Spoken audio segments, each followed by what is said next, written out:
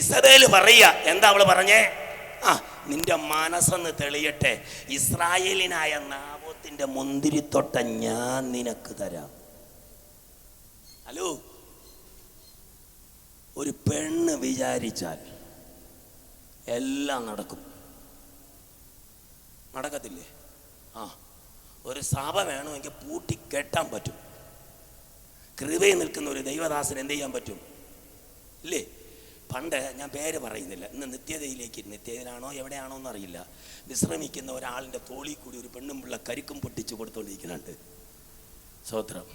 മുഖ്യമന്ത്രി സ്ഥാനത്ത് നിന്ന് വലിച്ചിറക്കാൻ എല്ലാ പരിപാടിയും പറ്റി. പക്ഷേ മുഖ്യമന്ത്രി ഇരുന്ന സീറ്റ് വരെ ഒന്ന് പിടിച്ചെന്ത് ചെയ്തച്ചാ കുലുക്കിയില്ലേ? മുൻ മുഖ്യമന്ത്രി ഇരുന്ന സീറ്റ് വരെ എന്ത് കുലുക്കി.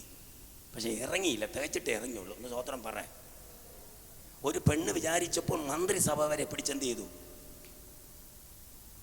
പിന്നെ ആണോ ഈ ഇസബേല്?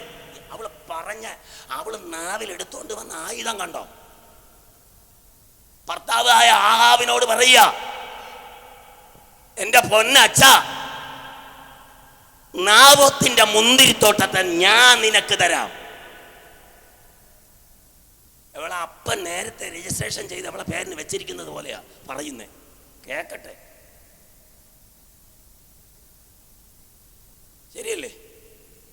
ഇസബേലിന്റെ അപ്പൻ മന്ത്രവാദി നേരത്തെ ദൈവദാസന്റെ മുന്തിരിത്തോട്ട ഇവളെ പേരിന് രജിസ്ട്രേഷൻ ചെയ്ത് വെച്ചു കൊടുത്തതുകൊണ്ട് അഹങ്കാരത്തോടെ അവള് പറഞ്ഞേ. സ്തോത്രം. പക്ഷെ അവള് പൈറ്റിയത് അവിടെ വിജയിച്ചേ, ശരിയല്ലേ? ഇല്ലേ? നാബോത്തിനെ അവിടെ നിന്ന് മാറ്റിയാലേ അടുത്ത് മെതിക്കാൻ ഒരു പരാക്രമശാലിയെ ദൈവത്തിന് കൊണ്ടുവരാൻ പറ്റത്തുള്ളൂ. സ്വത്രം പറ. കാരണം നാബോത്തിന്റെ ശുശ്രൂഷ അവിടെ അവസാനിക്കുന്നുണ്ട്. സ്വത്രം. കാരണം ദൈവം വിട്ടുകൊടുത്താലേ എന്തെങ്കിലും നടക്കത്തുള്ളൂ. കരം ഉയർത്തി പറ, ദൈവം വിട്ടുകൊടുത്താലേ അവൻ എന്തെങ്കിലും ചെയ്യാൻ പറ്റത്തുള്ളൂ.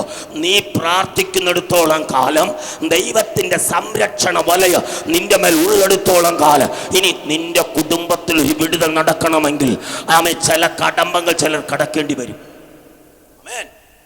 ഇവിടെ ചില കുതന്ത്രങ്ങൾ ഇസബേല് മെനഞ്ഞു, അതിൽ അവൾ ജയിച്ചു. സ്തോത്രം. ഞാൻ അങ്ങോട്ട് പോകുന്നില്ല. നാട്ടുകൂട്ടം വിളിച്ച് അതിൻ്റെ ഇടയിൽ നീചന്മാരായ കുലപാതകന്മാരെ കൈക്കൂലി കൊടുത്ത് പ്രാർത്ഥിക്കുന്ന നാബോത്തിനെതിരെ ആരോപണങ്ങൾ അടിച്ചുവിട്ട് അതിനകത്ത് വെച്ച് കല്ലെറിഞ്ഞ് നാബോത്ത് എന്ന ദൈവദാസൻ എന്ത് ചെയ്തു? കൊന്നു. ലെറ്റർ പേർ എടുത്ത് എഴുതി സീലും അടിച്ചിപ്പോൾ വിട്ടുകൊടുത്തത് ഇസബേല്. സ്തോത്രം പറഞ്ഞില്ല. പ്രാർത്ഥിക്കുന്ന നിനക്കെതിരെ അടിച്ചുവിട്ട ചില പ്രതിസന്ധികൾ ഞാൻ പറയാം. വില കൊടുത്ത് ഇതിനകത്ത് കരയുന്ന ദൈവവൈതലേ, നിന്റെ കണ്ണുനീരൊഴുകി കരഞ്ഞ വിഷയത്തിന്റെ മറുപടിയെ കൊള്ളയടിച്ചു കൊണ്ടുപോയ ശത്രുവിന്റെ മടയിൽ ഇന്ന് പകലിൽ പ്രാർത്ഥനയോടെ ആരാധനയോടെ ഇറങ്ങിച്ചെന്ന് ആ മറുപടിയെ തിരിച്ചു പിടിക്കുന്ന നിമിഷങ്ങളായി മാറുന്നു. കരമടിച്ച് കർത്താവിനൊന്ന് സ്തോത്രം ചെയ്ത്, കരമടിച്ച് ഹല്ലേലൂയ. എല്ലാവരും കരമടിച്ച് കർത്താവിനൊന്ന് സ്തോത്രം ചെയ്ത് ആമേ ഹല്ലേലൂയ. ആമേ. അങ്ങനെ അവൾ ആഹാബിന്റെ ആമേ ഹല്ലേലൂയ ആമേ പേര് വെച്ച കത്തെഴുതി അവന്റെ മുദ്ര കൊണ്ട് മുദ്രയിട്ട് എടുത്ത് നാബോത്തിന്റെ പട്ടണത്തിൽ പാർക്കുന്ന മൂപ്പന്മാർക്കും പ്രധാനികൾക്കും അയച്ചു കൊടുത്തു. കണ്ടോ? അവൾ വ്യാജരേഖ ഉണ്ടാക്കി, ഇല്ലാത്ത അപവാദങ്ങൾ പറഞ്ഞു പരത്തി ആ ദൈവദാസനെ ആൾക്കൂട്ടത്തിന്റെ ഇടയിൽ കൊണ്ടുവന്ന് കല്ലെറിഞ്ഞു കൊന്നു. ശുശ്രൂഷ അവസാനിച്ചോ? ശുശ്രൂഷ അവസാനിച്ചോ? പാതി മടങ്ങ് ശുശ്രൂഷ.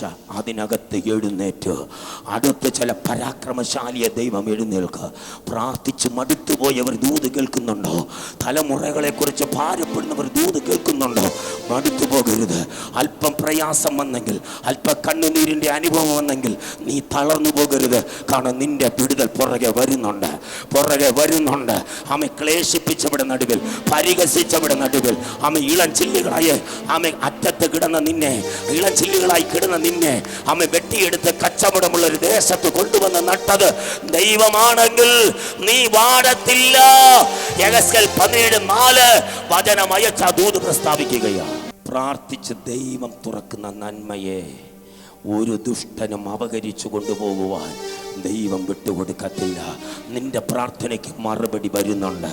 നിന്റെ പ്രത്യാശയ്ക്ക് ഭംഗം വരുകത്തില്ല. അത് വൈകിയാലും വരും. അതിനുവേണ്ടി കാത്തിരിക്കുക. അത് വരും നിശ്ചയം. കരമുയർത്ത രാമേൻ പറ. ചില പ്രതിസന്ധികൾ നിനക്കെതിരെ, ചില കണ്ണുനീരിൻ്റെ അനുഭവങ്ങൾ ദൈവമക്കെതിരെ വരും. പക്ഷേ നീ പ്രാർത്ഥിച്ച് ഫയർ ചെയ്ത് നിൽക്കേ. നീ ഒരു ഫയർ എഞ്ചിനായി ആമേൻ ഹല്ലേലൂയ ദൈവസന്നിധിയിൽ എഴുന്നേൽക്ക്.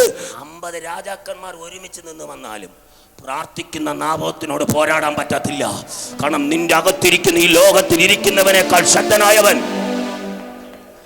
38 മുക്കോടി ദേവന്മാർ ഒരു ഭാഗത്തും ദൈവത്തെ ആരാധിക്കുന്ന ദൈവദാസൻ ഏലിയാവ് ഒരു ഭാഗത്തും നിന്നാൽ ആരുടെ യാഗമാണ് വിജയിക്കുന്നതെന്ന് വിശുദ്ധ ബൈബിൾ 1 രാജാക്കന്മാർ 18-ാം അധ്യായം വീട്ടിൽ ചെന്ന് വായിക്കണം. ആമേ ഹല്ലേലൂയ 38 മുക്കോടി ദേവന്മാരും ഒരു സൈഡിൽ നിൽക്കുമ്പോൾ പ്രാർത്ഥിക്കുന്ന ആമേ കർമ്മയിൽ മുട്ടുകുത്തുന്ന ആമേ കുലം ഏതെന്നറിയാത്ത തിഷ്മ ഏലിയാവ് ഒറ്റയ്ക്ക് പ്രാർത്ഥിക്കുമ്പോൾ അവന്റെ മുമ്പിൽ ഇറങ്ങി വരുന്ന ഒരു അഗ്നിയുണ്ട്. അതാണ് എന്റെ ദൈവം. നിങ്ങൾ പറയില്ലേ ഞാൻ ഒറ്റയ്ക്കാ, ആരുമില്ല. അമ്മേ, ചേരപ്പള്ളിയിൽ നിന്ന് വന്ന അമ്മേ, ഞാൻ ഒറ്റയ്ക്കാ, ആരുമില്ല. ആര് പറഞ്ഞു നീ ഒറ്റയ്ക്കെന്ന്? ഞാൻ പറയുന്നു എൻ്റെ ദൈവം നിന്റെ കൂടെ ഉണ്ട്. മരണങ്ങൾ മുഖാമുഖം കുടുംബത്തിൽ വന്നിട്ടും സ്വസ്ഥത പോലും ഇല്ലാതെ എൻ്റെ കുടുംബത്തെ തകർത്ത് കളയത്തക്ക നിലവാരത്തിൽ നിന്റെ എല്ലാ വഴിയും ശത്രു അടച്ചിട്ടും ഇന്നും ഈ മണ്ണിൽ ആയുസോടെ നിന്നെ നിർത്തിയത്, നിന്നെ പട്ടിണിക്കിടാതെ വണ്ണ ഇന്നും ദൈവം നിന്നെ നിർത്തിയത് ആമൻ ദൈവത്തിൻ്റെ കൃപയാ. നിന്റെ ജാതി മതം ക്വാളിറ്റി നോക്കിയല്ല ദൈവം സ്നേഹിക്കുന്നേ. നിന്റെ ഹൃദയത്തെ ഒന്ന് നോക്കും. വിങ്ങിപ്പൊട്ടുന്ന ഹൃദയങ്ങൾ, വിങ്ങിപ്പൊട്ടുന്ന മനസ്സ് നിനക്കുണ്ടെങ്കിൽ ഒരിക്കലും തോറ്റുപോകത്തില്ല.